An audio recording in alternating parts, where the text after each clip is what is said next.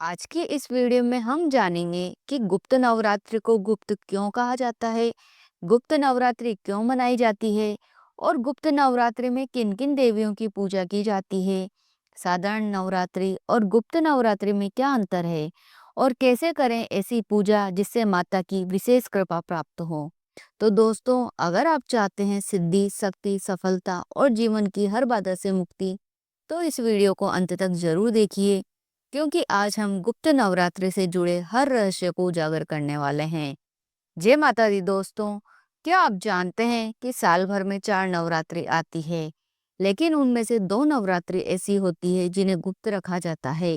कहा जाता है कि गुप्त नवरात्रि में की गई पूजा सीधे सिद्धि देती है, तंत्र मंत्र और साधना का फल तुरंत मिलता है और माता अपने गुप्त स्वरूप में भक्तों की हर मनोकामना पूरी करती है। अब जानते हैं कि गुप्त नवरात्रि कब से शुरू है। गुप्त नवरात्रि का अनुष्ठान साधक विशेष प्रकार की सिद्धि पाने और मनोकामना पूर्ति हेतु करते हैं। गुप्त नवरात्रि वर्ष में 2 बार आती है। इस वर्ष गुप्त नवरात्रि एक बार माघ मास की शुक्ल पक्ष की प्रतिपदा यानी 19 जनवरी 2026 सोमवार से आरंभ हो रहे हैं और समापन 28 जनवरी 2026 बुधवार को होगा। माघ मास गुप्त नवरात्रि का घट स्थापना शुभ मुहूर्त है 19 जनवरी 2026 सोमवार को प्रातः 7:17 से 10:51 तक, और ये अवधि है 3 घंटे और 32 मिनट की। अभिजीत मुहूर्त है दोपहर 12:16 से 12:59 तक, अवधि है 43 मिनट की। दूसरी बार आषाढ़ माह की शुक्ल पक्ष के प्रतिपदा यानी 15 जुलाई 2026 बुधवार से आरंभ होंगे और समापन होगा 23 जुलाई 2026 गुरुवार को। अब जानते हैं कि गुप्त नवरात्रि को आखिर गुप्त क्यों कहा जाता है। ये बात बहुत कम लोग जानते हैं कि इन नवरात्रि को गुप्त नवरात्रि क्यों कहा जाता है। इसके पीछे का क्या कारण है। गुप्त नवरात्रि में साधक गुप्त तांत्रिक सिद्धियां पाने और अपनी इच्छा पूर्ण करने के लिए साधना करते हैं और उनको गुप्त ही रखते हैं। ऐसी मान्यता है कि साधक गुप्त नवरात्रि की साधना को जितना गुप्त रखता है, उसको उतनी ही सफलता प्राप्त होती है। अब जानते हैं कि नवरात्रि साल में कितनी बार आती है। नवरात्रि साल में 4 बार आती है। एक वर्ष में माँ भगवती की पूजा के लिए 4 बार नवरात्रि आती है, जिनमें से 2 नवरात्रि को गुप्त नवरात्रि और 2 नवरात्रि को प्रकट नवरात्रि कहा जाता है। हिंदू कैलेंडर के चैत्र माह और अश्विन माह के शुक्ल पक्ष की नवरात्रि को उदय नवरात्रि, प्रकट नवरात्रि और बड़ी नवरात्रि कहा जाता है, और हिंदू पंचांग के आषाढ़ मास और माघ मास के शुक्ल पक्ष की नवरात्रि को गुप्त नवरात्रि और छोटी नवरात्रि कहा जाता है। अब जानते हैं कि गुप्त नवरात्रि क्यों मनाई जाती है। तंत्र साधना के लिए गुप्त नवरात्रि अति महत्वपूर्ण मानी जाती है। हिंदू मान्यता के अनुसार जिस समय अवधि में विष्णु भगवान का शयन काल होता है, उस समय अवधि में देवताओं की शक्तियां कमजोर होने लगती है और पृथ्वी पर यम, वरुण आदि का प्रकोप बढ़ने लग जाता है।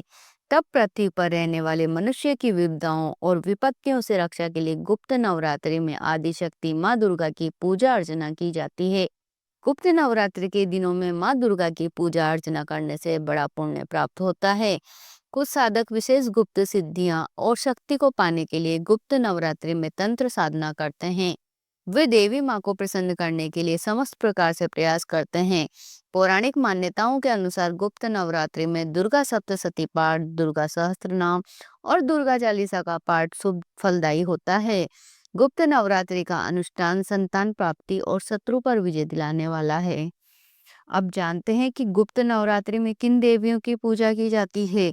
पुराणों के अनुसार गुप्त नवरात्रि में भगवान शिव और माँ काली की पूजा करने का विधान है। गुप्त नवरात्रि में 10 देवियों की पूजा की जाती है। जिन देवियों की पूजा की जाती है उनके नाम हैं माँ काली, भुवनेश्वरी माता, त्रिपुर सुंदरी, छिन्न माता, बगलामुखी देवी, कमला देवी, त्रिपुर भैरवी माता, तारा देवी, धुमावती माँ और मातंगी। अब जानते हैं गुप्त नवरात्रि का महत्व। श्रीमद् भागवत पुराण में ऐसा उल्लेख है कि वर्ष के दोनों गुप्त नवरात्रि में 10 महाविद्याओं की साधना की जाती है। गुप्त नवरात्रि में विशेषकर तांत्रिक क्रिया, शक्ति साधना और महाकाल की उपासना का विशेष महत्व है। भक्त दुर्लभ शक्तियों की प्राप्ति के लिए गुप्त नवरात्रि में माँ भगवती के व्रत के कठिन नियमों का पालन करते हैं। अब जानते हैं कि गुप्त नवरात्रि में देवी की पूजा कैसे करें। प्रकट नवरात्रि की भांति गुप्त नवरात्रि में भी व्रत पूजन किया जाता है। प्रतिपदा से लेकर नवमी तक उपवास रखकर सुबह शाम माँ भगवती की पूजा की जाती है। गुप्त नवरात्रि के प्रथम दिन पूजा स्थान में कलश स्थापित करें। फिर प्रातःकाल स्नान आदि से निवृत्त होकर स्वच्छ कपड़े धारण करें। फिर उसके पश्चात देवी माँ की पूजा करें। संध्या के समय भी स्नान करके स्वच्छ कपड़े पहनकर माँ की पूजा करें।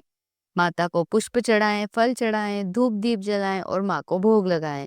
विधि विधान से माँ की पूजा अर्चना करें। इस बात का विशेष ध्यान रखें कि माँ दुर्गा की पूजा में लाल फूल का ही प्रयोग करें।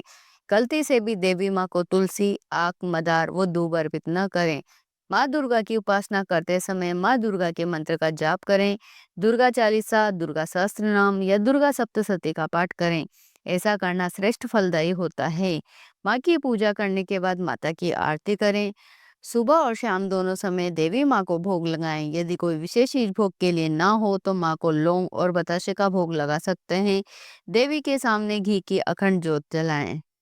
गुप्त नवरात्रि के दौरान सुबह और शाम देवी माँ के इस मंत्र का 108 बार जाप करने से साधक की इच्छा पूर्ण होती है। मंत्र है ओम ऐं ह्रीं क्लीं चामुंडाय विच्चे।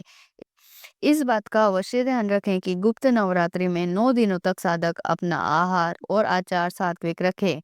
अब जानते हैं गुप्त नवरात्रि और सामान्य नवरात्रि में क्या अंतर है।